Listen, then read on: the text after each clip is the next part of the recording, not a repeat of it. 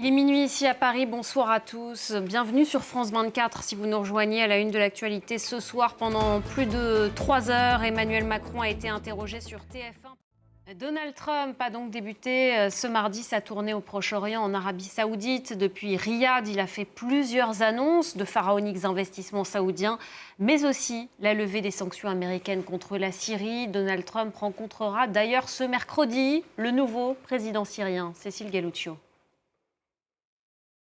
Après l'annonce de la levée des sanctions américaines, Damas se dit soulagé. Damas, où on va retrouver tout de suite Dana Alboz. Donald Trump, qui à l'occasion de cette tournée ne passera pas à Jérusalem. Alors, y a-t-il des tensions entre le Premier ministre israélien Benjamin Netanyahou et le président américain? La libération lundi soir de l'otage Edan Alexander, directement négocié par Donald Trump, laisse en tout cas planer le doute. On voit ça avec Elliot Semel.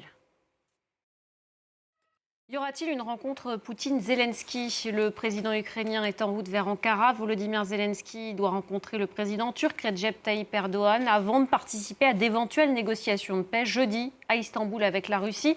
Mais pour l'instant, on ne sait pas si le président russe Vladimir Poutine sera présent. Et les combats, eux, se poursuivent en Ukraine. Une guerre en Ukraine, justement, emploi, sécurité ou encore fin de vie. Ce soir, sur TF1, à l'occasion d'une émission de plus de 3 heures, Emmanuel Macron a répondu aux questions de Gilles Boulot. En France, toujours un mot de justice. Ce mardi, Kim Kardashian a été entendue pendant plus de 4 heures au procès de ses braqueurs. La star américaine avait été braquée, souvenez-vous, dans sa chambre d'hôtel à Paris. C'était il y a 9 ans. Elle s'est dit toujours traumatisée aujourd'hui. Et face aux excuses de l'un des accusés, elle a accordé son pardon. Anna Pereira. Allez, du cinéma, pour finir, on va se quitter sur des images qui nous viennent de Cannes. Le 78e festival de Cannes s'est ouvert ce mardi soir avec une première montée des marches.